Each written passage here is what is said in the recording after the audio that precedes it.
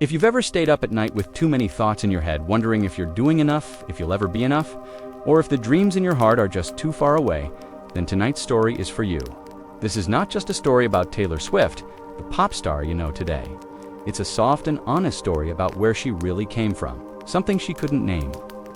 At night, when the house was quiet and the sky outside was dark, she would lie in her bed and stare at the ceiling. Her room smelled like pine needles and soft laundry. Sometimes she could hear the wind moving through the trees.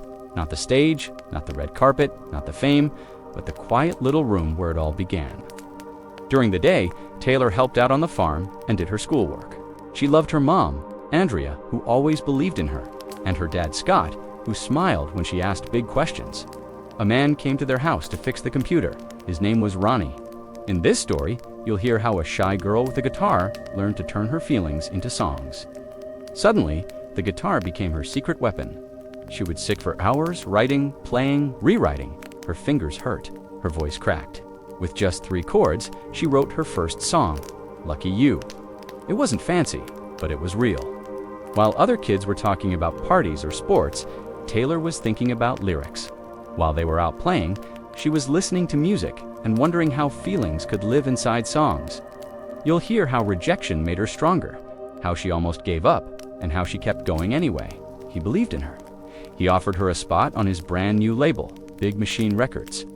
You'll hear how she went from writing lyrics in a notebook under winter light to building one of the biggest music careers in the world. And just like that, the door opened. But even with the deal, nothing came easy.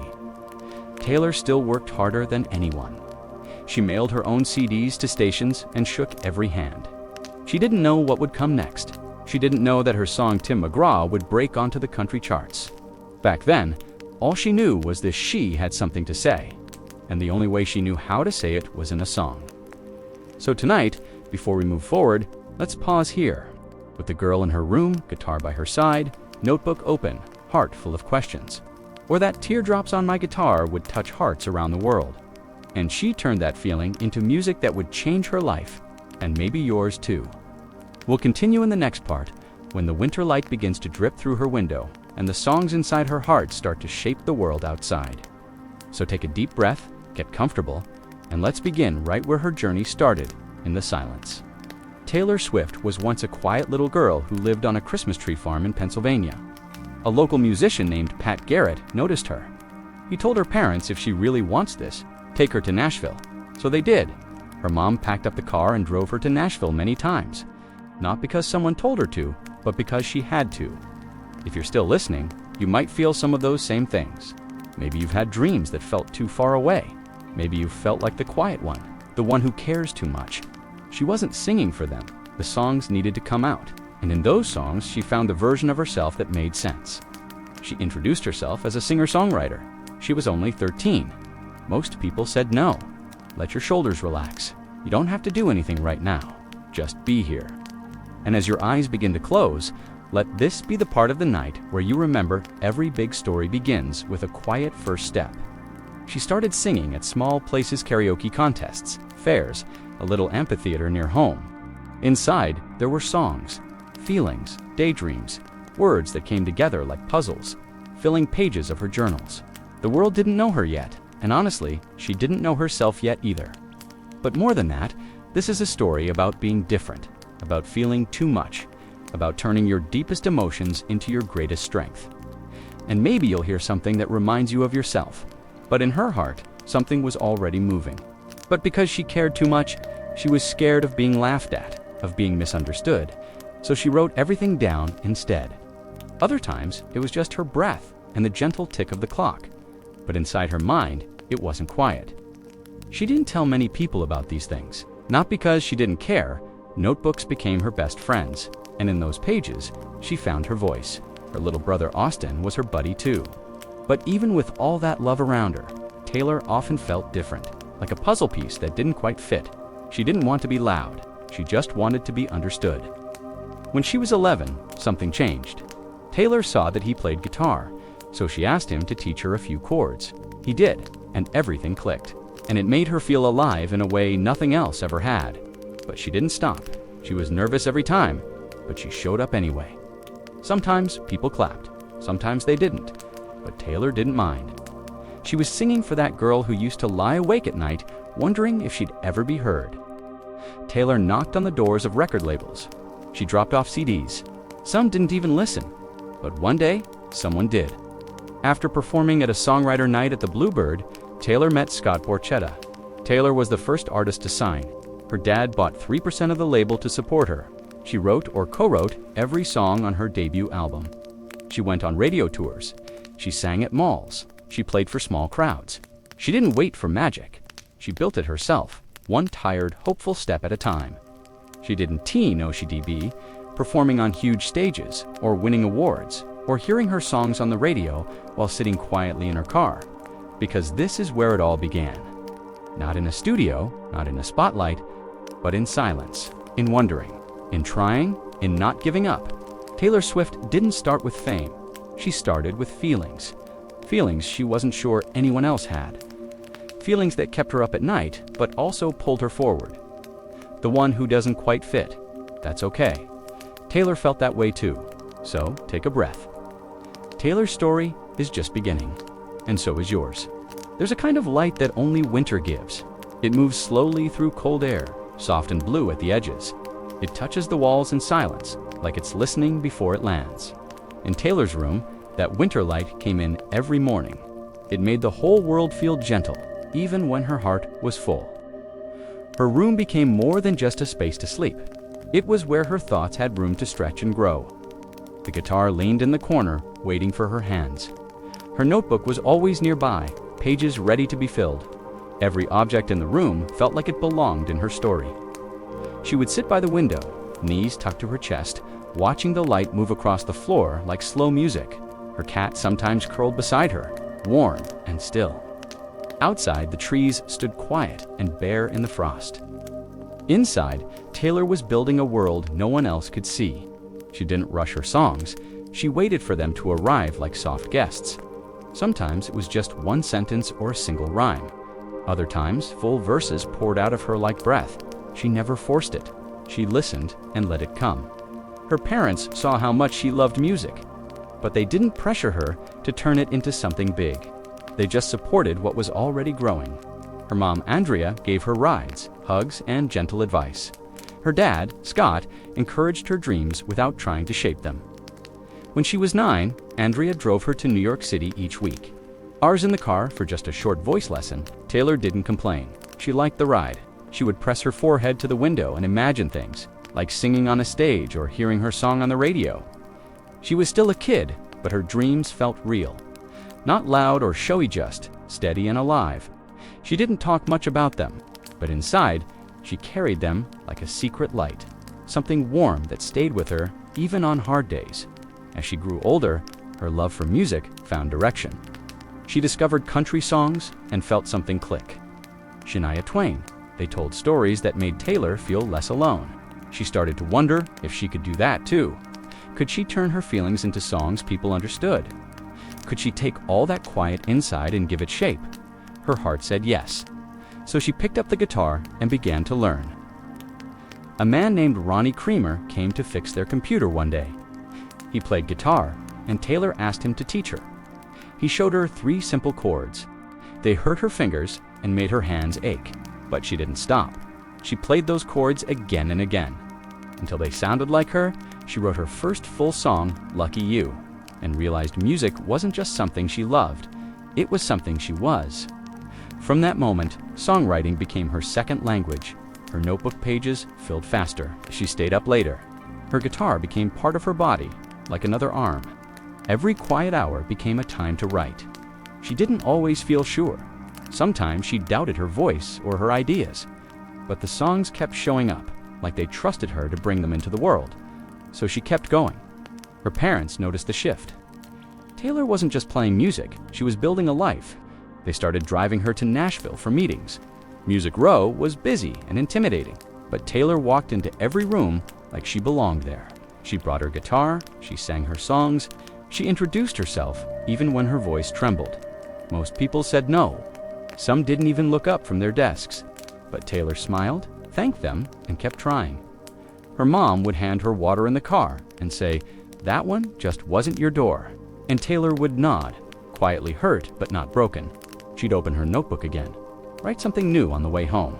She performed wherever she could: county fairs, talent shows, small stages in the middle of busy places.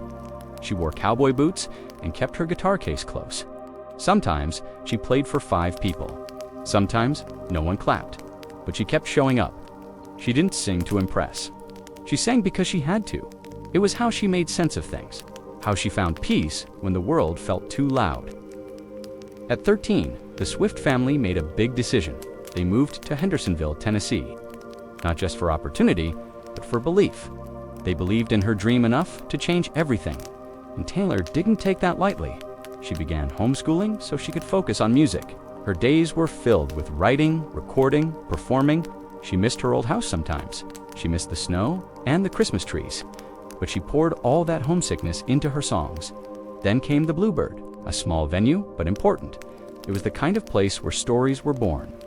Taylor performed there one night with her guitar in hand, her heart pounding, her voice steady. In the crowd was Scott Bork. He had just started a new record label. He watched her perform and felt something spark. He saw not just talent, but truth. He offered her a spot on Big Machine Records. Taylor was the first artist he signed. Her father bought a small share in the label. It wasn't about business, it was about belief. Taylor knew she had a door now, but she also knew it was only the beginning. She didn't celebrate too loud. She didn't rush to announce it to the world. She went home, sat by the window, and wrote more songs. The winter light still came through the glass. The guitar still waited by the wall. She was still that girl, the one who traced light with her eyes, the one who turned feelings into melodies, the one who wasn't famous yet, but already knew who she was. So if you're lying in bed tonight, wondering if anyone sees you, or if your quiet dreams are too small to matter, remember Taylor. Remember her room, her light, her slow belief. She didn't wait for permission. She followed the rhythm inside. And you can too. Whatever is growing in you, let it grow. Even if no one claps yet, even if no one understands. Start anyway. Because all the biggest stories begin small. All the loudest songs start in silence. And all the light you need is already with you, dripping gently across your room, waiting for you to trust it. We'll continue soon. The next part begins on a small stage with a nervous girl and a quiet guitar. A moment where everything changes, even if the world hasn't noticed yet. There's something different about performing in a quiet room. Not a stadium, not a festival, just a small space with soft lights, where the people listening are close enough to see you blink. Where your voice doesn't echo, it settles gently, and your words have nowhere to hide. Taylor was 14 when she walked into the Bluebird. It was a small venue in Nashville, but famous for a reason. This was where real writers played, where big names were discovered on little stools, where truth mattered more than volume. She had performed before at fairs, in front of strangers. But this was different. This room held weight. It smelled like coffee and old wood and stories. She clutched her guitar tightly and waited for her turn. When she stepped onto the stage, her hands shook, but her eyes stayed focused. She sat on the stool, took a deep breath, and began to play. She sang a song she had written herself, one full of honesty and hope and softness. No flashing lights, no dancers or effects, just a girl, a guitar, and a song. And in that moment, something shifted in the room. People leaned in. They listened closely. Among the listeners that night was Scott Borchetta. He was starting a new label, Big Machine Records. He had been searching for someone real, someone with stories in their voice, not just notes. And in Taylor, he found that spark. After her performance, he introduced himself. He told her he believed in what she was doing, not just her voice, but her writing, her truth, her willingness to be vulnerable. He offered her a chance to build something. It wasn't a contract filled with promises, it was an open door. Taylor didn't jump with excitement. She smiled quietly and tucked it into her heart. She knew this moment mattered. Back home, she told her parents, they were proud, of course, but more than that, they were steady. Her dad decided to invest in Big Machine, 3% just, enough to help, not control. This wasn't just a deal. It was a family planting roots in Taylor's dream, not expecting it to grow overnight, but trusting it might have given time and care. And Taylor, she was ready to work. She wasn't chasing fame. She was chasing connection. She wanted people to hear her songs and feel less alone. That was the goal. That was enough. she kept writing. More than ever before, she went into the studio with producer Nathan Chapman. They worked for hours and hours, polishing songs she had written by hand. Every lyric came from a real place, from crushes that ended without reason, from friendships that drifted away, from moments that seemed small to others but stayed big in her chest. Her songs weren't just entertainment, they were pages from her diary. She still got nervous, she still doubted herself sometimes, but she kept going, one show at a time, one station visit at a time. Big Machine didn't have a giant budget, so Taylor did things herself. She packed her own CDs, she signed autographs one by one. She performed for small groups at radio stations all over the country. She smiled even when she was tired. She thanked people even when they didn't say much back. She carried her guitar like armor because no matter how hard it got, she always had a song to lean on. Her debut single, Tim McGraw, was released. It didn't blow up overnight, but it moved slowly, like a whisper passing from ear to ear. Listeners started calling in, asking who that girl was, the one with the soft voice and honest heart. The music video aired on country channels. Taylor watched it alone the first time. She didn't cry, she just stared at the screen, letting the feeling of it settle in her bones. Her album came next 11 songs she helped write or wrote herself. Every track was a piece of her teenage heart. And when it was done, she didn't celebrate big. She went home, opened her notebook, and started writing the next one. She kept performing, opening for bigger artists. Sometimes she played first, when half the seats were still empty. She didn't let it bother her. She sang for whoever showed up. She started to feel more at ease on stage. Her boots felt steady beneath her. Her guitar strap rested on her shoulder like a friend. The crowd's energy slowly became something warm, not scary. She smiled more. She spoke between songs. But even with all this growth, she never forgot that tiny stage at the Bluebird. That was where someone finally saw her light. That was where a quiet song opened a big door. That was where she began to believe the world might listen. And at night, back in her room, she'd lie awake with her guitar by her side. The winter light long gone, but the memories of that stage still glowing in her mind. She knew she had far to go, but she had started. So if you're listening now, wondering if one small moment matters, it does. If you're afraid to share your voice because the room feels too quiet, sing anyway. You never know who's listening. Taylor's first note at the Bluebird wasn't loud. It didn't shake the world, but it found its way. Like water, finding a path through stone. Like a melody, reaching a heart that needed it. And maybe your note will too. Maybe your small step will open something big. You don't have to know where it leads, you just have to begin. The rest unfolds when it's ready. As Taylor's journey continues, her songs begin to move farther and faster, but she stays grounded in moments like this. Moments when the light is low and the only thing she can hear is her own quiet truth. We'll continue soon. Next, we'll follow her into school hallways and empty arenas, where she writes through loneliness and learns to find her voice not just on stage, but inside herself. Some people remember high school as loud and exciting. For Taylor, it felt more like a slow hallway. The lockers were cold. The faces were familiar, but not always kind. She often felt like she was standing just outside the crowd. She walked with her head high, but sometimes her thoughts felt too heavy to carry. She smiled in class, but her heart was usually somewhere else, somewhere quieter where lyrics lived. She kept her notebooks close, not for homework, but for survival. She wrote between classes in the lunchroom on the bus, tiny lines of poetry, choruses that hummed softly under her breath, while other kids passed notes about weekend plans. Taylor was writing about heartbreak she hadn't fully lived yet, about friends who drifted, about wanting to be chosen, about feeling too much in a world that often felt too little. The notebooks were full of crossed-out lines, half-formed verses, small secrets. They held her fears and her fire. They helped her stay herself when she didn't feel like she belonged. Being different in high school wasn't easy. Taylor didn't party. She didn't wear the same clothes as everyone else. She was tall, quiet, and wrote songs instead of gossip. That made her a target sometimes.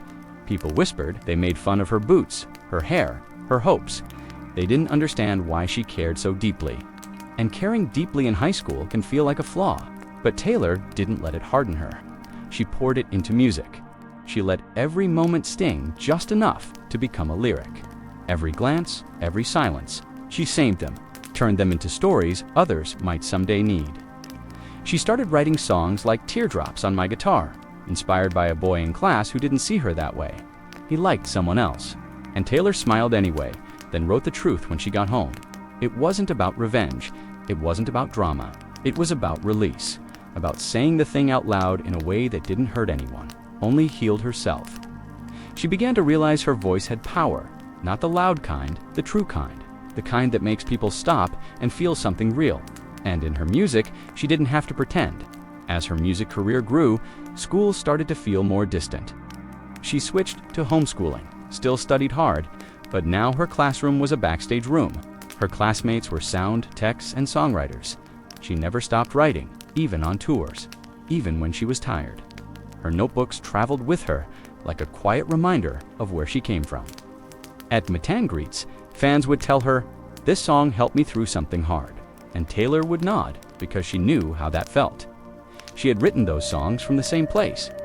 She started to understand that being too sensitive was actually her strength, that writing songs about feelings didn't make her weak, it made her honest, and people were craving something honest.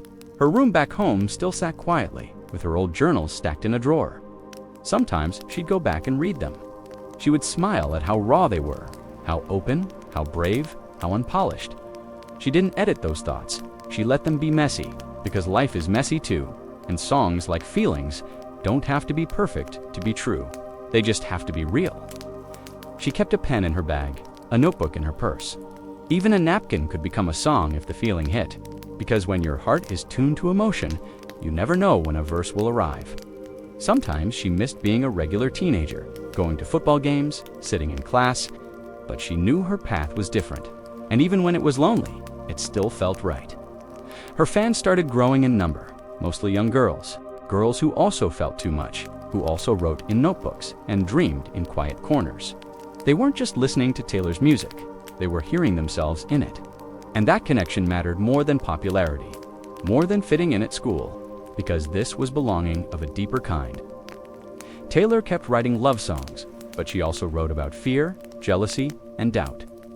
She didn't hide the messiness of feelings, she welcomed it and invited others to do the same. Her music became a safe place, for her and for millions of others. It didn't need to be fancy, it just needed to be true. The stage became her new classroom, the audience, her new friends. The applause didn't fix everything, but it did say, "We hear you," and that was enough. Still, after every show, she often went backstage, took off her boots, and sat quietly. Sometimes she wrote about what just happened. Sometimes she just breathed in the silence. Because silence had always been where the music began. She didn't crave attention, she craved connection. And connection, she learned, begins with honesty. So she kept writing songs that felt like journal entries.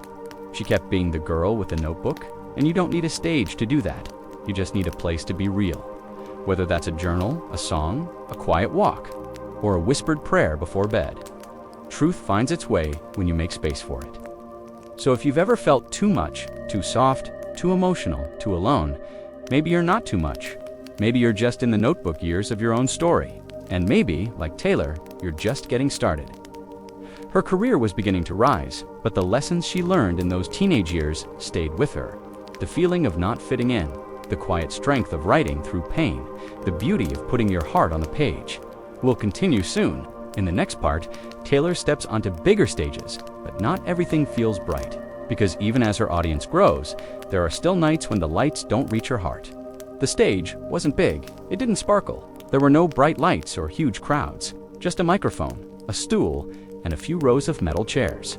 But for Taylor, it felt like a doorway into something bigger. She wasn't famous yet. There were no billboards with her name, no tour buses waiting outside, just her guitar, her songs, and a quiet kind of courage. She stepped onto those small stages with soft footsteps, the kind that don't echo, but stay close to the floor.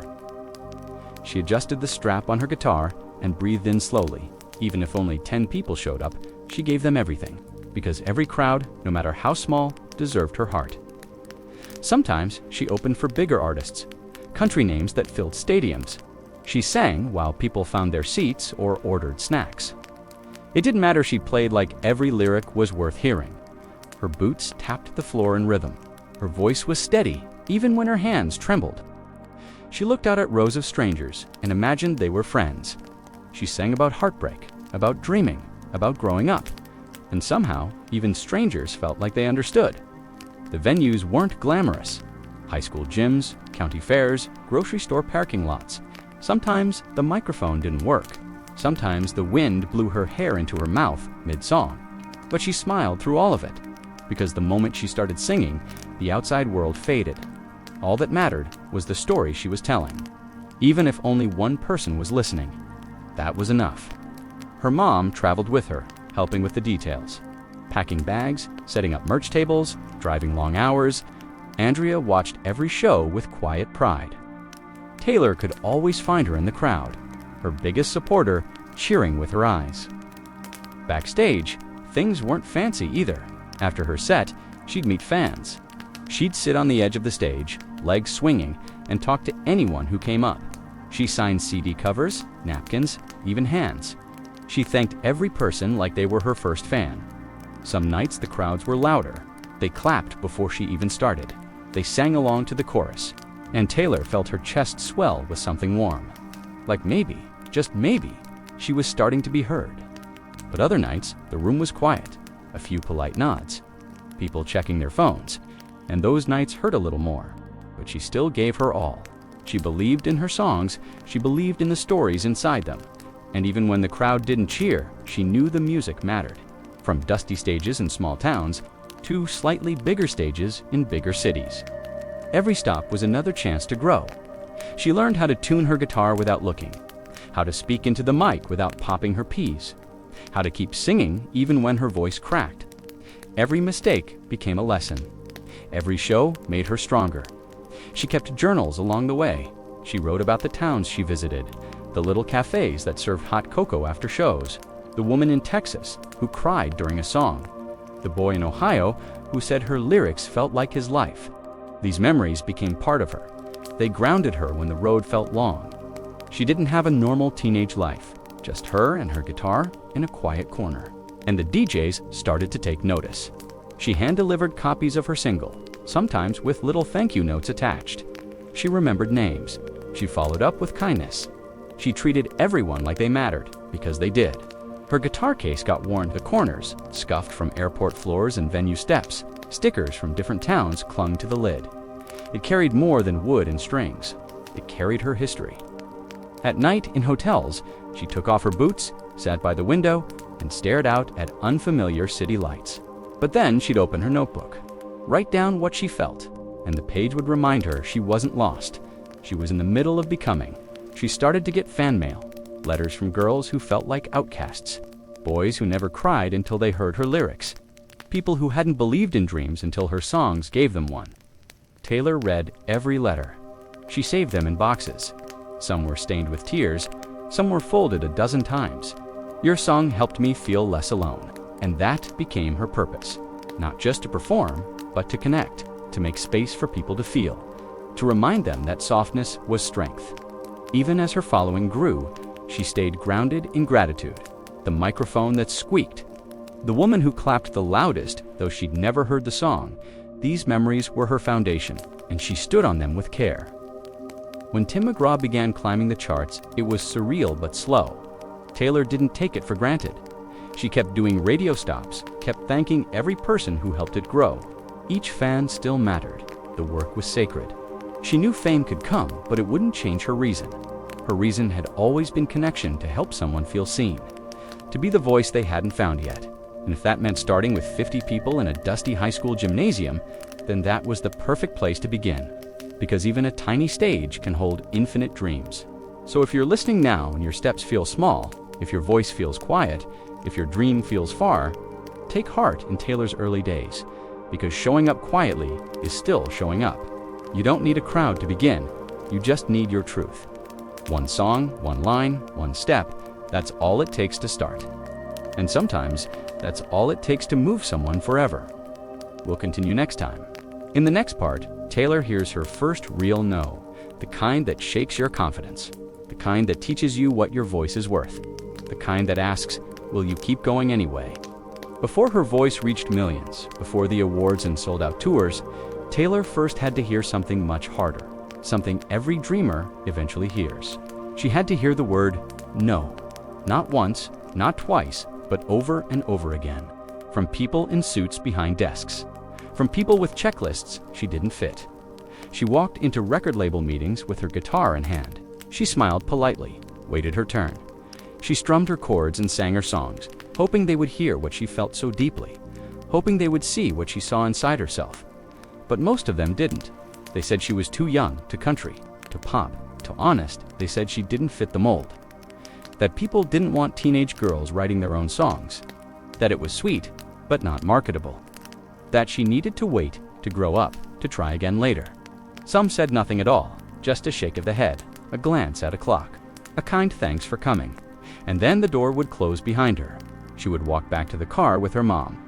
They'd sit in silence for a while. Andrea would squeeze her hand gently, and Taylor would look out the window, fighting tears she didn't want to show. Not because she wasn't hurt, but because part of her still believed. Even in that pain, there was a spark that wouldn't go out. The music didn't stop just because someone didn't hear it. The songs kept coming anyway. She cried in hotel rooms. She cried in rest stops. She cried into her journal late at night, not out of weakness, but out of wanting. Because when you want something deeply, rejection stings deeply too. She wrote it all down. Every no became a line. Every silent room became a lyric. Her sadness didn't stay in her chest. It moved through her pen and onto the page. She started writing songs like a place in this world, not for the charts, not for the labels, but for herself. To remind her that she still belonged somewhere even if it wasn't here yet. She didn't know exactly where her place was, but she knew it wasn't in giving up. She knew her voice had value, even if the industry hadn't caught up to it yet, and that belief became her quiet armor. Each no echoed in her head, but it didn't stop her. It shaped her. It taught her what kind of artist she wanted to be. One who wouldn't wait to be chosen, she would choose herself. She began recording demos anyway. She began learning how to do things on her own. She didn't wait for the perfect opportunity. She made space for it, note by note, song by song. And that's the part most people never see, the quiet fight before the loud success. The rejection behind every headline, the waiting behind every breakthrough, the girl who kept going when most would have walked away. Sometimes rejection didn't come from strangers. Sometimes it came from kids at school, from classmates who rolled their eyes at her songs, who teased her for her dreams, who called her dramatic or fake or too much. She took it all in quietly. Then she wrote more, because songwriting wasn't just her outlet, it was her anchor, the place where her feelings had permission to exist. She didn't ask for pity, she asked only for a chance to keep trying. She learned to hold rejection like a stone, heavy, but not impossible to carry, something real, but not defining. She knew she couldn't control the industry, but she could control her response. She could choose to grow instead of shrink, to learn instead of harden, to stay soft in a world that wanted her sharp. Each no she received taught her something important. That being told you're not enough doesn't mean it's true. That sometimes people say no because they can't see clearly yet, and sometimes they say no because you're ahead of your time. Either way, it's not the end of your story. Taylor learned how to bounce back, how to sing the same song with even more feeling the next time, how to walk into another room and try again. Because the dream wasn't something she had. It was something she wasn't just chasing a career. She was chasing truth. And truth doesn't go away just because it's not recognized. It waits and it keeps calling, she told herself. One day, someone will say yes.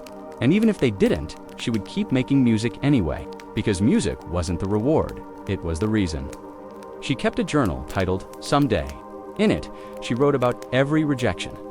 Not to dwell on them, but to remind herself of what she overcame, of how far she'd already come. That journal stayed with her in every city, through every no, every maybe, every not yet. It held her sadness and her strength. It reminded her that every step counts, even the hard ones, especially the hard ones. And finally, after all those no's, one person said yes. At the Bluebird, Scott Borchetta heard her sing. He didn't just hear her notes, he heard her soul. He saw her heart, her hunger, her honesty. And he didn't ask her to be someone else. He offered her a chance to be more of who she already was. And that small, yes, after so many no's, changed everything. But Taylor didn't forget the rejections. She didn't erase them from her story. She carried them with grace. Because they were part of her becoming, they helped her find her real voice. So if you're hearing no right now, if doors are closing, if people don't understand your dream yet, remember this part of her story. The part where it almost didn't happen. Because this is where courage is born. Not when everything goes right, but when everything says no, and you keep saying yes to yourself anyway. That's real strength. Quiet, deep, steady. And someday, your yes will come too. Not because you begged for it, but because you stayed true through every no, and grew stronger with every echo. We'll continue soon. Next, we'll step through the door that finally opens, and we'll see how Taylor's work begins to find the world. How belief from just one person can awaken everything she had been waiting to share. Sometimes, it only takes one person, one moment, one quiet yes after 100 silent no's. Taylor had been waiting, writing, hoping, and now, something was shifting. It happened at the Bluebird Cafe, a small stage with soft lights, the kind of place where the crowd listens closely, where honesty is louder than volume, where new stories find their first breath. Taylor performed that night like she always did, not for approval, but because the song inside her needed space to live. She sang with calm, but inside, her heart beat like a drum. In the audience was Scott Borchetta, a record executive, but not the kind who looked down on new voices. He had just left a major label to start his own. He was looking for something different. What he heard in Taylor wasn't just sound. He heard a story, a quiet fire, a truth that didn't ask for attention, it earned it. And he leaned in. After the performance, he introduced himself. He didn't promise her the world. He just said, "I believe in what you're doing." And for Taylor, that sentence opened something inside her. It felt like sunlight after a long winter. Scott offered her a spot on his new label, Big Machine Records. There were no big offices, no full team yet, just an idea, some belief, and a lot of unknowns. But Taylor felt something honest in the offer. She went home and told her family. They talked, they dreamed, they didn't jump in blindly, but they didn't wait too long either, because sometimes the right moment doesn't knock twice. Sometimes you have to trust the quiet pull inside you. Her father, Scott Swift, invested in Big Machine. 3%, not as a business move, but as a gesture of trust, a way to say, "We're with you," a way to build roots for something new. And Taylor said yes, not with screaming or headlines, but with steady eyes and a grateful heart. This was the yes she had been waiting for. And now, the real work could begin. She didn't throw a party. She opened her notebook. She called her producer, Nathan Chapman. She scheduled studio time. She got back to writing. Big Machine had no guarantees, but that made it better. Taylor wasn't being shaped to fit someone else's mold. She was helping shape something from the ground up. Her voice, her words, her way. She wrote constantly, in the car, in hotel rooms, between interviews. During long sound checks, she practiced every day. Vocal warm-ups, guitar exercises, rewriting verses until they finally felt right. She didn't wait for inspiration. She showed up for it. Her songs were raw, personal. She wasn't pretending to be older than she was. She wrote from the place she was standing, and that place was real. With Big Machine's support, she released Tim McGraw. Her first single, it didn't explode overnight, but it made ripples. It found its way into hearts. People started to ask, who is this girl who sings like she's reading your diary? Who writes about love and loss like she's lived it 10 times over? Who sounds both young and wise all at once? The answer was simple. She was just Taylor. She did every radio interview she could. Early mornings, small town stations, big cities. She played acoustic versions live, smiled through tired eyes, and always thanked everyone she met. She never acted like she was above anything, because she wasn't. She remembered what it felt like to be ignored. And now that someone was listening, she treated it with care. Every new listener felt like a gift. She still helped pack her guitar after shows. Still sat cross-legged on hotel beds, writing lyrics. Still called her mom when things felt overwhelming. She didn't rush into being someone else. She stayed herself, step by step. Her debut album followed. 11 tracks, every one a piece of her heart. She wrote or co-wrote them all. No fillers, no fluff, just truth. The album climbed slowly, but it didn't fall. It stayed on the charts week after week. Because people kept listening and sharing and returning, Taylor kept touring. Bigger crowds now, but her rhythm stayed the same. She walked on stage like she belonged there quietly, and sang like it might be the last time. Always full, never rushed. Scott Borchetta watched her rise with awe, not because she was famous, but because she was fearless. She worked harder than anyone else, and she never forgot where she came from. This was what it looked like when a door opened the right way. No explosions, no shortcuts. Just a girl, a label, a team that believed, building something brick by brick, with grace, patience, and care. Back home, her bedroom looked the same. The journals still sat on her shelf. The guitar still rested in the corner. She'd visit when she could, sit by the same window, breathe the same pine air. She'd think about that girl who once whispered songs into silence, who dreamed of being heard, who got told no so many times. And she'd smile softly, because that girl had stayed alive inside her. Even now, she still kept a notebook titled Someday. But now, some of those dreams were crossed off, not erased, just gently marked as done. Proof that waiting can turn into walking, and walking can lead you somewhere beautiful. If you're listening tonight and wondering if anyone will ever open a door for you, let this part of Taylor's story remind you. It doesn't take everyone to say yes, it just takes the right one. And when that yes comes, may you be ready. Not perfect, not polished, just present, willing, and true. Taylor didn't chase fame that night at the Bluebird.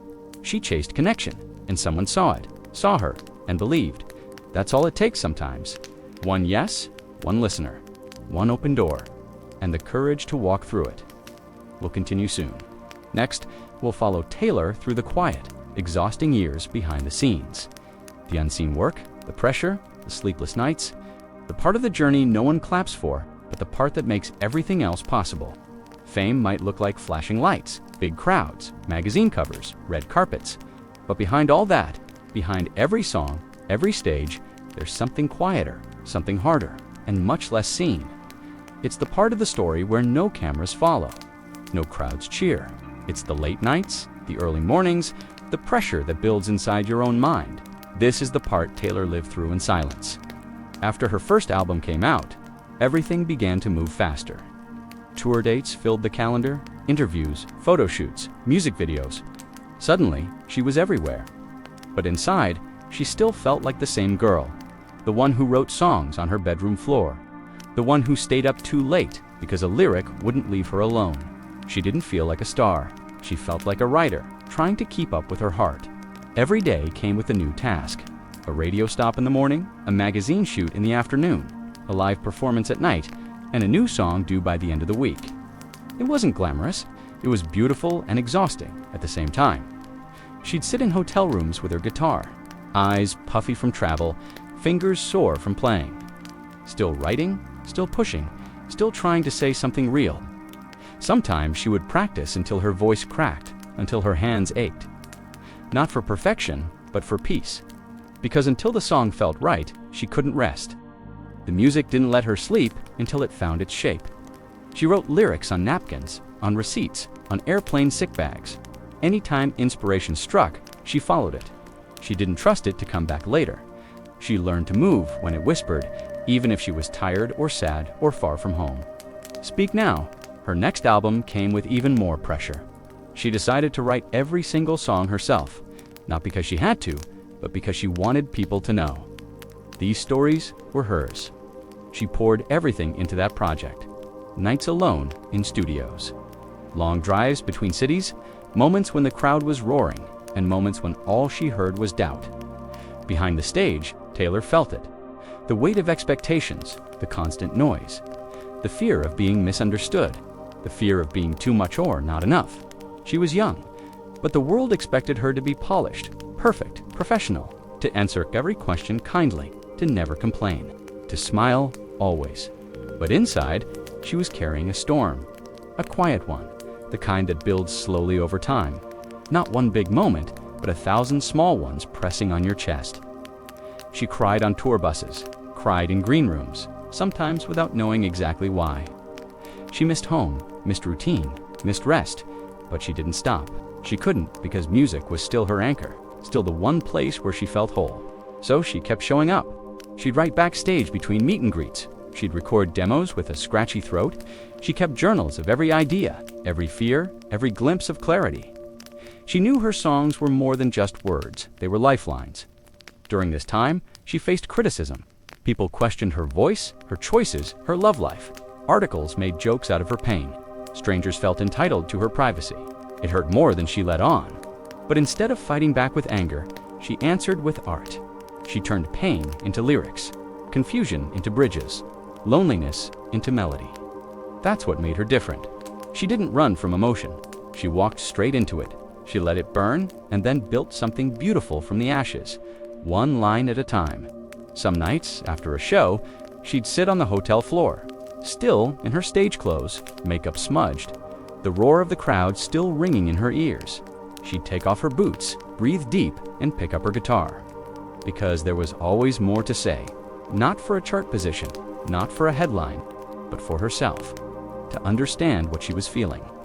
To stay connected to that quiet voice within, Taylor knew that behind every great performance was 100 hours of preparation. Every hit song was shaped by drafts no one would hear. Every polished verse started as a mess, and she welcomed that mess. She never pretended the work was easy, but she loved it, even when it broke her down, because it built her back stronger, wiser, clearer. Her work wasn't fueled by ego. It was fueled by care, by a desire to be honest, to give her listeners something real to hold, something to heal with. She wasn't afraid to be emotional in her songs. She wasn't afraid to cry in the lyrics. To admit she was scared, or lost, or heartbroken, that's what made her brave. Not the fame, but the feeling. Even in the busiest moments, she stayed close to her purpose. Not just to be seen, but to make others feel seen. To make someone else's pain feel understood. She once said that she practiced not because she had to, but because she couldn't sleep unless she did. Because when a song was waiting, she couldn't rest until it was free. That's how deep the calling ran. Her notebooks were full. Scratched out lines, little stars next to phrases she wanted to keep. Words like home, never, almost, that kept coming back in different forms. Some songs took days, others came in a rush, but all of them mattered. She gave them her energy, her truth, her time, and they gave her peace in return. She worked with producers and engineers. She learned the language of the studio. She asked questions, took notes, tried things that felt scary, and slowly her sound began to grow. She didn't try to copy trends, she followed where her heart led. Sometimes it led her into new genres. Sometimes it pulled her back to basics. Either way, she listened. She believed in growing without rushing, and in working without losing herself. Her success was not sudden. It was built in quiet hours, in long stretches of solitude, in the invisible work no one applauded. If you're listening now, and you feel like your work is invisible, remember Taylor's quiet years. The grind behind the glamour, the hours no one saw, but everything was built on. You don't have to move fast, you just have to move honestly. You don't need loud approval, just quiet dedication, just one more try. Because what no one sees today will shape what they admire tomorrow. And what feels like exhaustion now may be the foundation of your future peace, just like it was for her. We'll continue soon. Next, the world begins to take notice. Her songs begin to travel far and wide. But inside, she still wonders, is this real? And will it last? Some moments don't feel big right away. They don't come with fireworks or loud cheers. Sometimes they arrive quietly in the middle of an ordinary day. And later, you realize everything shifted in that moment. Taylor was in the car when she heard it. A familiar voice came through the radio, but this time it was her own. Tim McGraw was playing, not from her phone, but from a real radio station. She froze, not out of fear but awe. The sound filled the space between her and her thoughts. She stared at the dashboard, and for a moment, she forgot how to breathe. She didn't cry, she didn't scream. She just sat still, soaking in the truth. Someone, somewhere, was listening.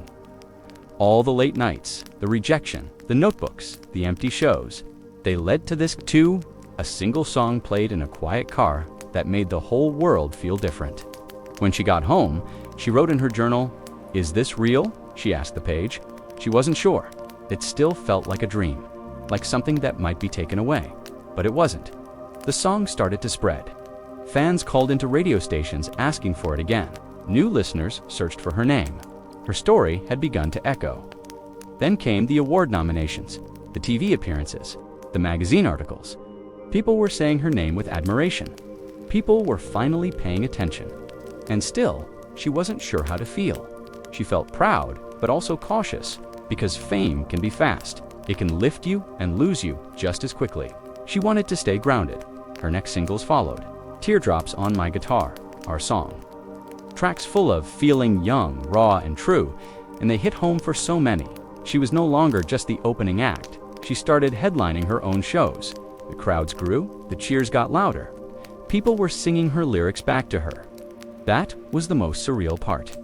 Hearing her words, sung by strangers who had turned them into their own. The connection was deep, and it humbled her.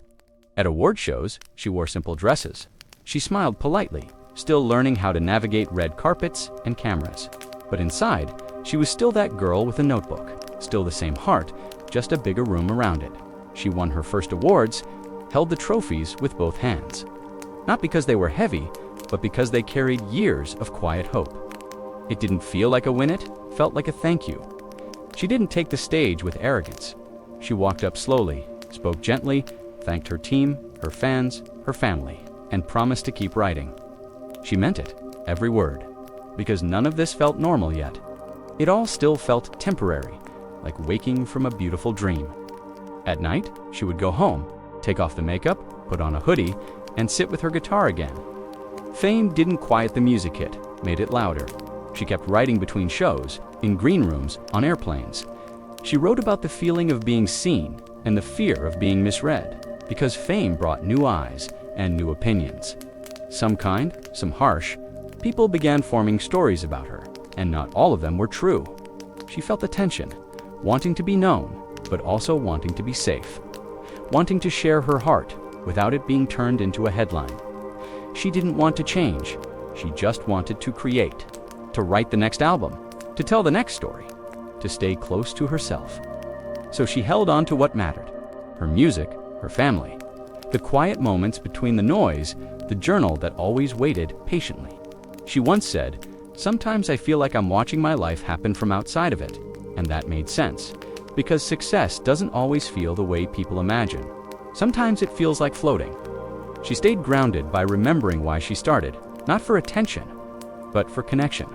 Not to be the center of the room, but to let others feel less alone in theirs.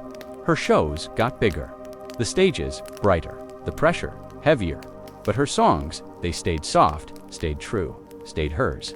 She kept talking to fans after shows, reading letters, holding hands at meet-and-greets, listening to stories that mirrored her own. She didn't want the fame to build a wall, she wanted it to build a bridge. And that's what her songs became. Bridges, from one heart to another. From her quiet beginnings to someone else's quiet pain. In interviews, she smiled. She told stories. But she didn't reveal everything. She learned to hold some parts back, to protect the girl who still wrote in the dark. Because even with all the love pouring in, she sometimes felt fragile. Like this could all disappear. Like the light could turn off without warning. So she kept her roots deep.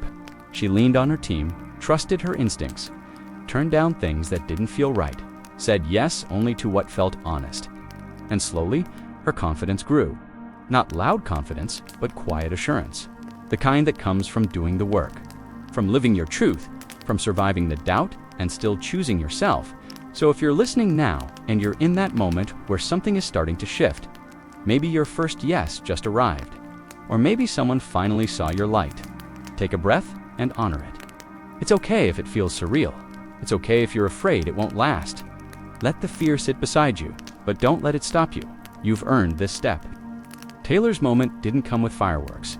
It came with a quiet voice on the radio, a lyric shared, a feeling felt, and that was more than enough, because change doesn't have to shout. Sometimes it just gently arrives, and suddenly the world feels a little more open, a little more kind, a little more ready for what you have to give. We'll continue soon. Next, the spotlight gets brighter, but so does the pressure. Fame begins to pull in many directions, and Taylor begins to feel the weight of being watched. Success doesn't always feel how you think it will. It can be loud when you need quiet. It can be fast when your heart is slow. It can look like everything you wanted and still leave you wondering who you are. Taylor's life began to change quickly. More people recognized her face. More cameras followed her steps. Every song was a headline. Every move was a moment someone wanted to share. She was everywhere. Magazine covers, award shows, late-night TV. The girl who once wrote quietly in her bedroom now stood on the biggest stages in the world. And yet, part of her still whispered, "Is this really for me?" The crowds grew louder, thousands of people singing her words back to her.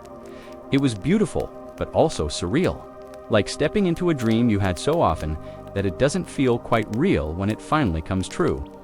The spotlight felt warm at first, bright, exciting, full of possibility. But it also brought shadows, new pressure, new eyes that didn't always look with kindness. People began talking about her personal life, not just her music. They asked about who she dated, what she wore, what she meant in a single glance during a performance. The line between the song and the singer blurred.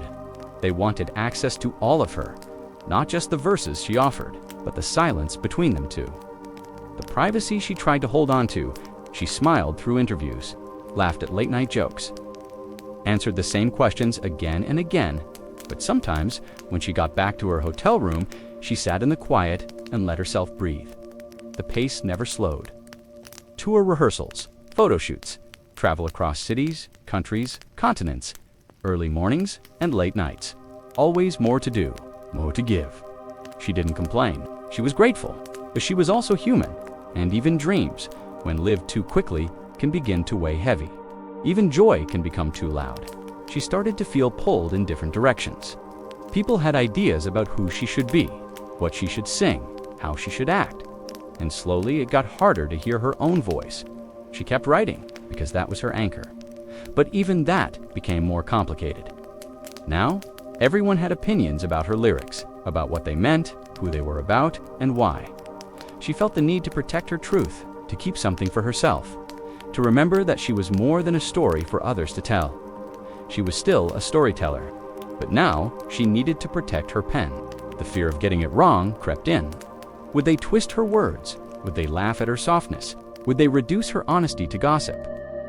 These thoughts followed her quietly. She began to build walls, not out of anger, but out of need, to protect the parts of her that felt small and tender, to keep her peace in a world that never stopped watching. And in those walls, she found new strength. Touring was magical, but exhausting. Every night on stage gave her life. But afterward, she often collapsed from the weight of it all, the pressure to be perfect, to deliver something unforgettable night after night. She slept on buses, in hotels, in planes, sometimes only a few hours, sometimes not at all, her voice tired, her body worn. Still, she showed up with a smile. Backstage, she would breathe in slowly, center herself, and remind her heart why she started. Not for the numbers, but for the notes, the meaning, the people. She met fans who shared their pain, told her that her music helped them survive hard things. She listened, cried with them, held their hands.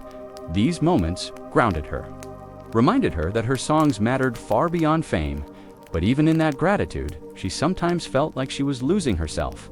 The schedule, the pressure, the headlines, it was easy to forget what her own quiet sounded like, what it felt like to be alone and still. She longed for simpler days, for morning walks without cameras, for coffee runs without comments, for time to sit and write without a deadline. For the small life she used to dream within. Some days, she questioned everything. Did people love her music, or just the idea of her? Did they care about her, words, or just the drama around them? Was she still leading her story, or just reacting to what others expected? These questions weren't dramatic. They were human. They came quietly at night. When the world went still, and only her thoughts remained, she began to reflect more, to pull back from noise, to choose her words more carefully, to trust only a few people, to rest in small, private moments. She learned that protecting herself didn't mean closing off. It meant finding balance, choosing when to share and when to keep, when to say yes and when to say not this time. She began reclaiming her rhythm. Even as the storm of success swirled around her, Taylor held tight to the calm inside her music, that place where the lights fade and the lyrics rise, where she is not a celebrity, but just a soul writing from truth. That's where she stayed grounded.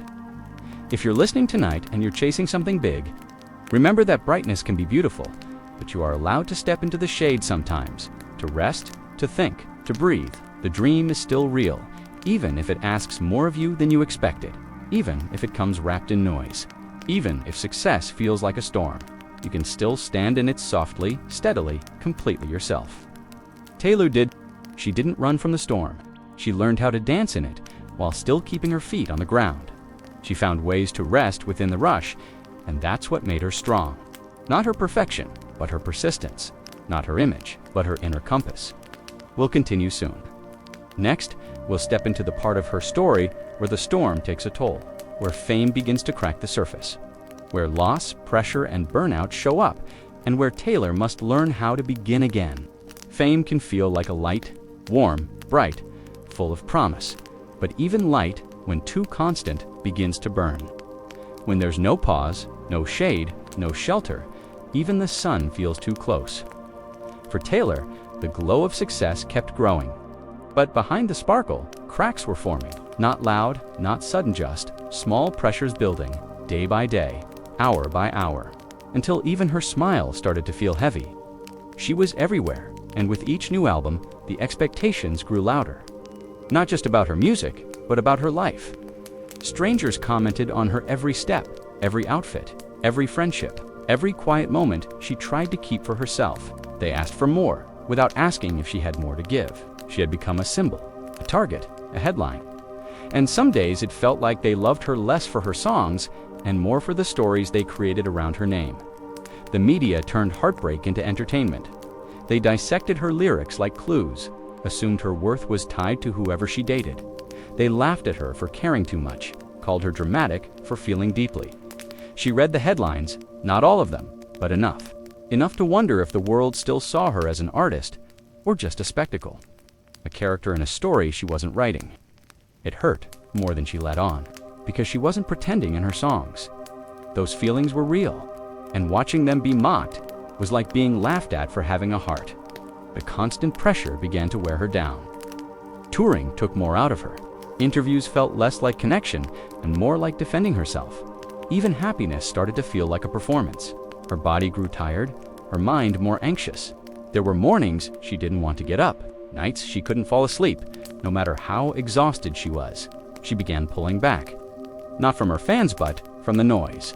She stopped posting as often, stopped smiling on cue, started guarding her energy. And then came the hardest chapter. Her mother, Andrea, was diagnosed with cancer. The world felt like it slowed down. Fame didn't matter in those moments. Only family did. Taylor stepped away from the spotlight more intentionally. She spent time at home, wrote quietly, held her mom's hand at hospital visits, watched everything else blur into the background. She wrote, "Soon You'll Get Better," a song for her mom. She could barely get through recording it. It wasn't just music anymore. It was a prayer wrapped in melody.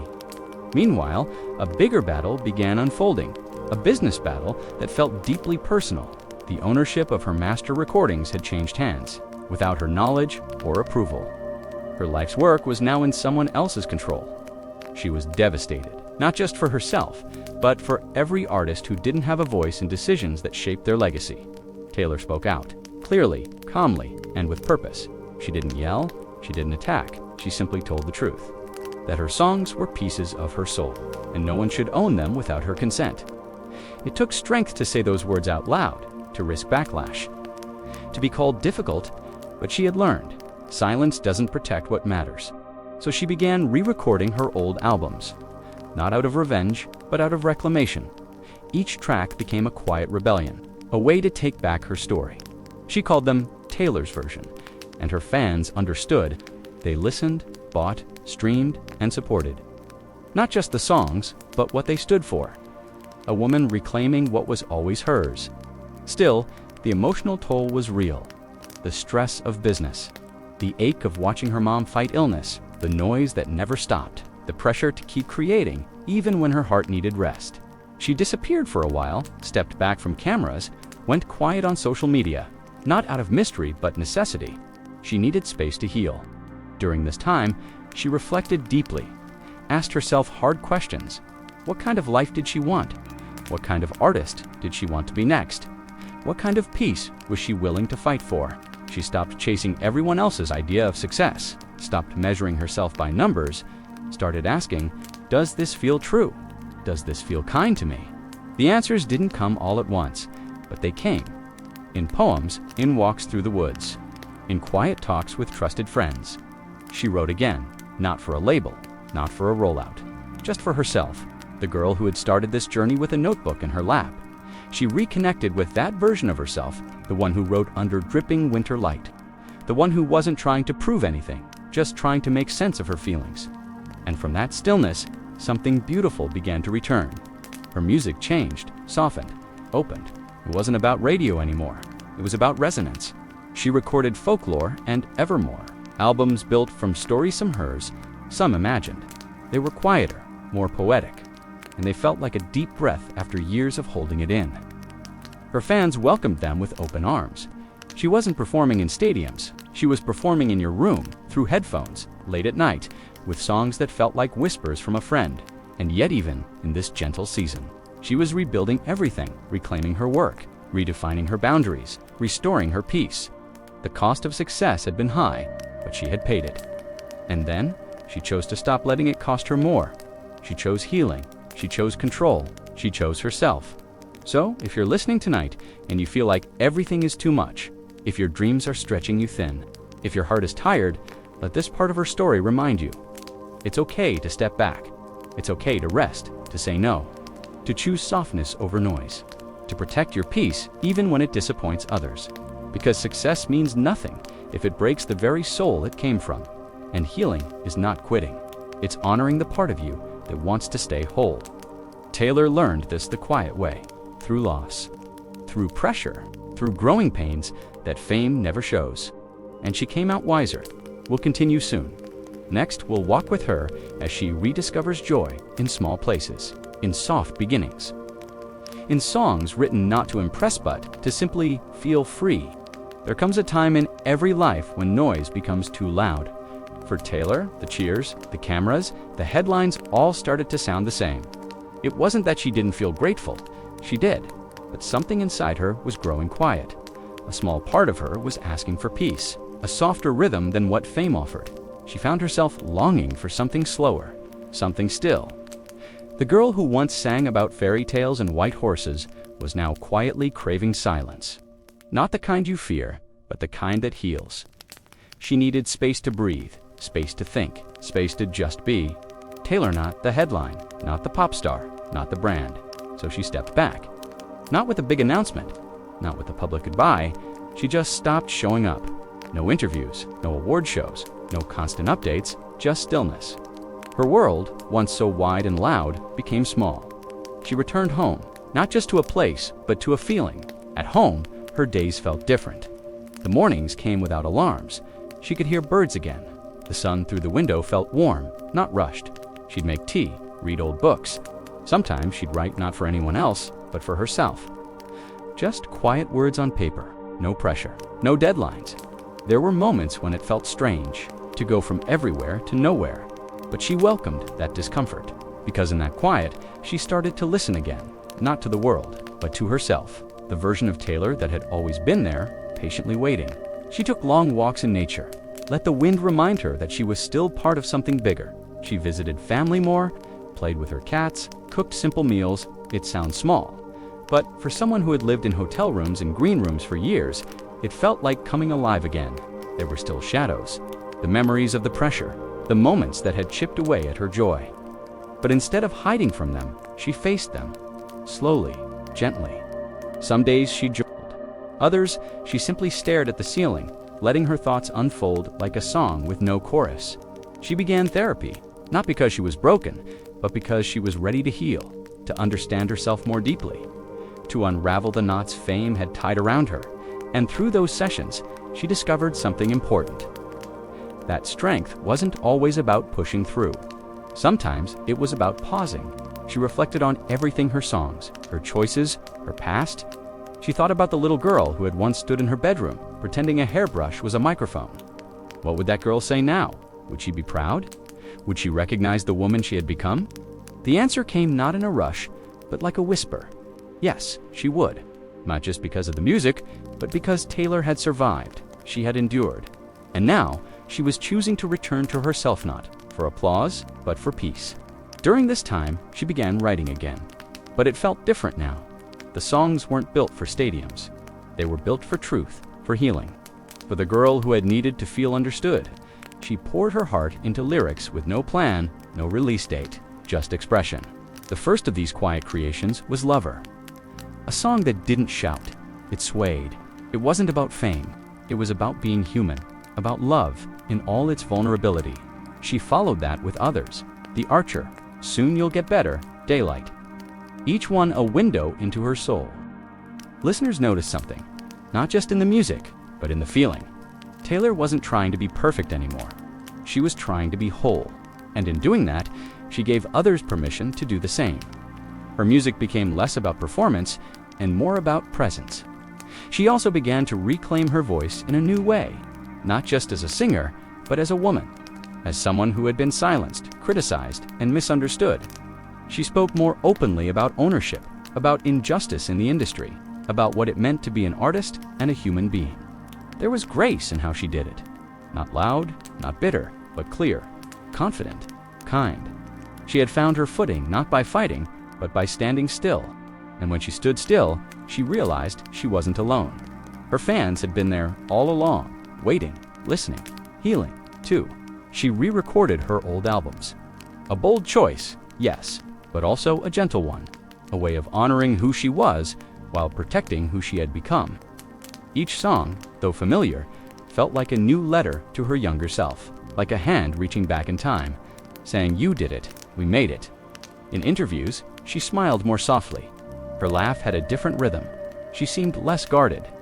Not because she trusted the world more, but because she trusted herself. And that changed everything. Fame didn't define her anymore. She did. She found new joy in things once lost in the chaos. Reading poetry, decorating her home, planting flowers, making silly videos, spending time with close friends without worrying about being seen. The moments were smaller, but the happiness was bigger, realer. She gave herself permission to slow down, to say no, to make music when it felt right, not when it was expected. To be present in her own life, not just someone living it for others. And in that slowing down, her songs became lullabies for those needing rest, too. She understood now that rest is not laziness. It is a sacred act, a protest against burnout, a return to self. And in embracing that truth, she became more powerful than ever, because her power wasn't based on performance, but on peace. Fans started to describe her differently, not just as the biggest pop star, but as someone who made them feel safe, understood, comforted. Her concerts felt like family reunions. Her lyrics, like warm letters, her presence, a reminder that you can be soft and strong at the same time. She wasn't chasing anything anymore. She was simply living, creating, breathing, and from that space came new work. Folklore, Evermore. 2 albums born not of pressure, but of presence. Stories that whispered rather than shouted. Songs that wrapped around listeners like soft blankets. These songs weren't built to go viral, but they did. Not because of a marketing plan, but because truth resonates always. And in being fully herself, she invited others to do the same. To slow down, to feel, to rest. Behind closed doors, she was more grounded, more centered. She knew who she was even when no one was watching. That kind of self-knowing doesn't come quickly. It is earned, moment by moment. Through silence, through softness, through choosing to stay. And while the world may still see Taylor as a global icon, she now sees herself as something much more precious. A person, a soul, someone still learning, still growing, still healing. And that's more than enough. In the soft light of evening, she often plays her guitar quietly, not for a crowd, not for charts, just for the love of sound, the love of story, the love of the girl she used to be, that girl who believed, who tried, who kept going. Tonight, maybe you too can feel that. That gentle return, that quiet breath, that knowing that even after all the noise, the spotlight, the highs, and the heartbreaks, there's always a way back to yourself. Fame used to feel like a flame she had to feed. It needed to be constantly watched, tended, and reshaped. In those early years, she had moved fast to keep up with it, dancing from city to city, mic to mic, smile to smile. But now, after everything she had lived through, Taylor had no desire to chase the spotlight anymore. She didn't want to feed the flame. She wanted to hold a softer kind of light. She began to imagine a version of fame that didn't feel like pressure, not the kind that demanded perfection or constant output, but the kind that felt like breathings, steady, calm, and real. She wasn't interested in being everywhere anymore. She was interested in being exactly where she was, fully present, deeply rooted, and quietly aware of what actually mattered. It was no longer about being seen, it was about being whole. Her work reflected this new rhythm. She didn't rush. She chose carefully. She created when it felt meaningful, not just when it felt expected. And her audience noticed the energy around her shifted, not because it became smaller, but because it became more intentional. Every song, every move, every word was now an offering, not a performance. As she re-recorded her old albums, Taylor did more than revisit her past. She redefined it. Fearless, Red, Speak Now, 1989, they were no longer just nostalgic titles. They were stories told again by a woman who had lived through them and come out stronger. The songs hadn't changed much, but she had. Her voice was older now, fuller, more certain, like someone writing her name on her own story with a steadier hand. Her fans listened with reverence, not just because they loved the music, but because they understood the meaning behind it. This was about ownership. This was about reclaiming what had once been taken. And in doing so, she reminded millions of people, especially women, that your voice, your work, your truth is worth fighting for. Her fame now had roots deeper than radio. It had purpose. Then came the Eras Tour, a concert, yes, but more than that, it was a living scrapbook, a visual diary of every chapter she had written through song. Each night on stage, she walked through the worlds she had once built. The innocence of Fearless, the heartache of Red, the rebellion of Reputation, the stillness of Folklore. She wasn't just performing, she was inviting people to walk through the rooms of her life. Crowds showed up dressed like songs, they wore lyrics on their sleeves, brought friendship bracelets to trade, and carried handwritten letters of gratitude in their hands. The shows didn't feel like spectacles, they felt like reunions. As if everyone present had grown alongside her hand, now they were celebrating not just her story, but their own. She moved through each era with grace, not needing to prove anything, just honoring what each season had taught her. She danced with freedom, she sang with power. She paused in quiet moments to simply look out at the sea of people who had stayed with her through joy, through silence, through storms. The applause was thunderous, but she received it like a wave of warm thought validation, but reflection. The girl who once longed to be heard was now leading with presence, not performance. She didn't need approval anymore, she needed alignment. Her fame didn't feel like being chased down the street, it felt like sitting across from someone in conversation. It was no longer about noise, it was about resonance. She chose to be visible in new ways. Not always in the traditional sense, but in ways that made her feel most human. She wrote songs that didn't always aim for the top of the charts, but reached the hearts of those who needed them. She posted photos that weren't curated for perfection, but captured comfort, coziness, real joy. She gave interviews when she had something to say, not just something to promote. She didn't care about dominating every headline anymore. She cared about integrity, about peace, about leaving space between the moments so life could bloom again. The fame she had now was not a fire she feared. It was a quiet lantern she carried gently, guiding others without burning herself.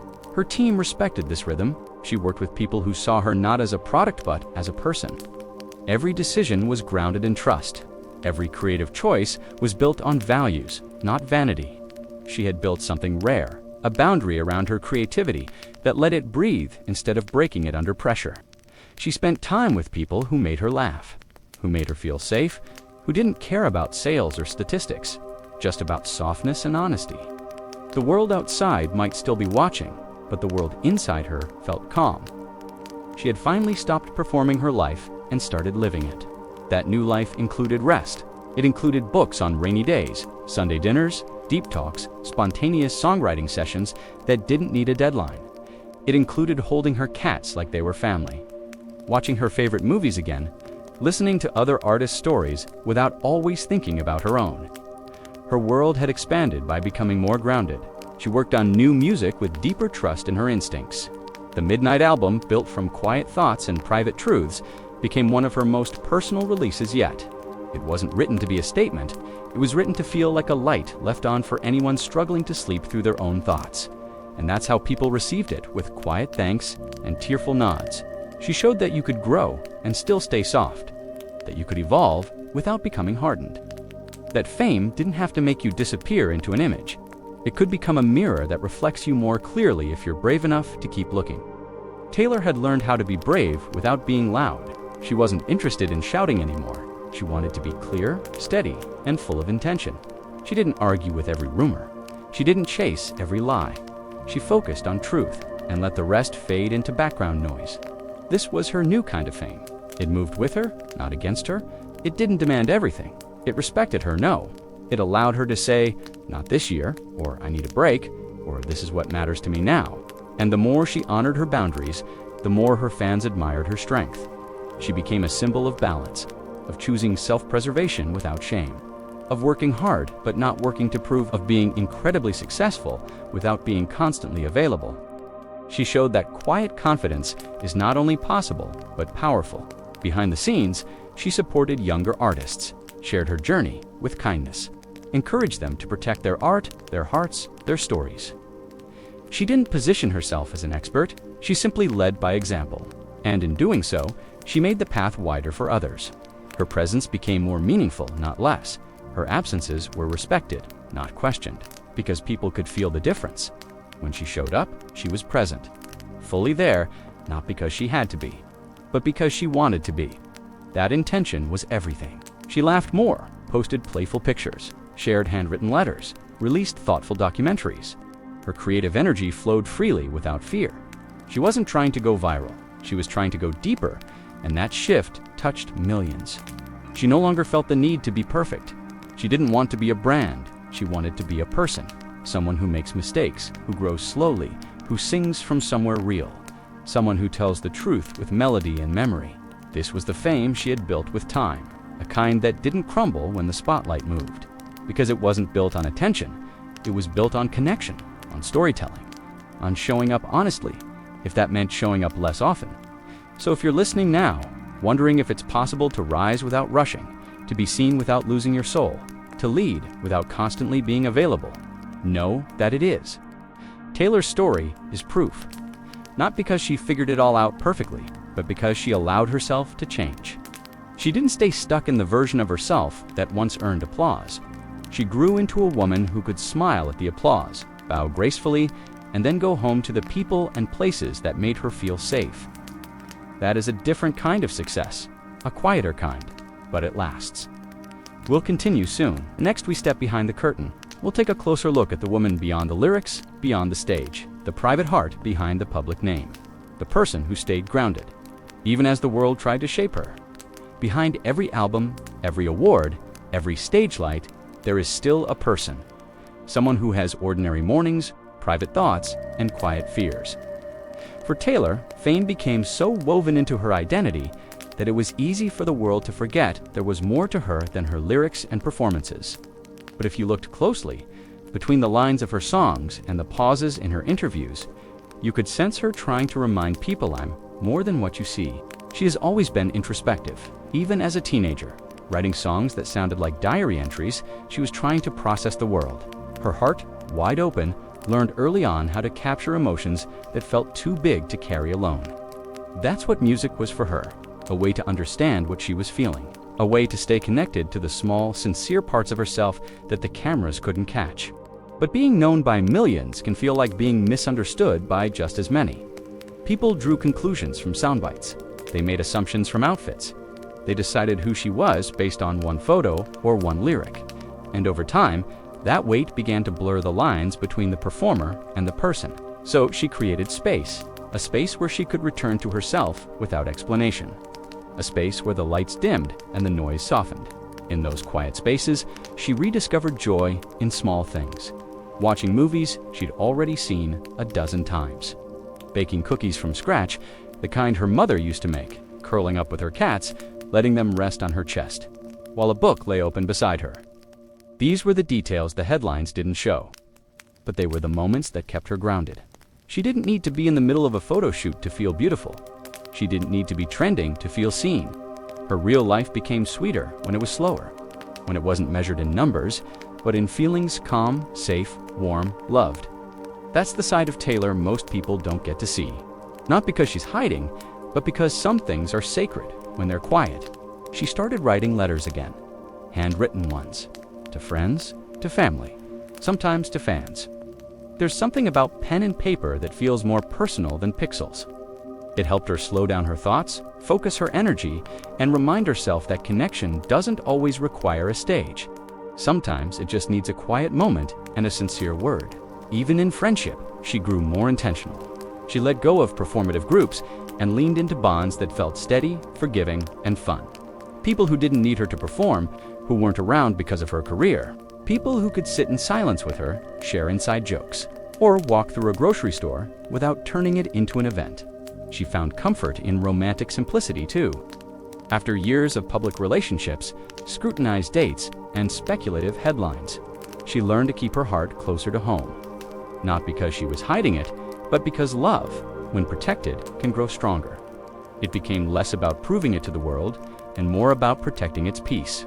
This season of her life was marked by emotional maturity, not the kind that comes from reading self-help books or saying the right things in interviews, but the kind that comes from falling down, standing back up, and asking hard questions. What makes me feel safe? Who do I trust with my real self? What does success mean if I don't feel good inside it? She started defining her worth in new ways, not by applause, not by award counts, but by how free she felt in her own skin, by how kind she could be to herself when no one was watching, by how often she could say no without guilt. That was the real shift, from living to meet expectations to living in alignment with her values. Of course, she still loved to perform, still loved the feeling of standing on stage and hearing a stadium full of people singing along. That magic never faded, but it no longer defined her. It became a part of her story, not the whole story. She could put down the guitar and still feel whole. She could be alone in her house, humming a melody to her cat, and still feel like herself. She learned how to recharge, to listen to her body, to honor her boundaries. Sometimes that meant canceling an appearance. Sometimes it meant disappearing for a few weeks. And while the world always wondered where she went, she never owed them an answer. Because healing isn't a performance, it's a private act of courage. She became more gentle with her own inner dialogue. Less judgmental, less rushed, more forgiving.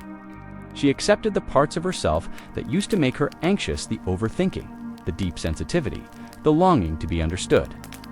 She stopped trying to fix those things. She started learning how to live with them. That's what healing can look like. Not becoming someone new, but remembering who you were before the world told you who to be. For Taylor, it meant spending more time in nature, sitting on porches, letting the seasons change without trying to control everything. Life became less about urgency and more about flow. And yet, even in this gentle rhythm, she was still creating, still dreaming, still showing up. But now, she was doing it on her own terms, when she had something to say, when her heart felt ready, when it felt less like an obligation and more like an offering. That's when her art felt most alive.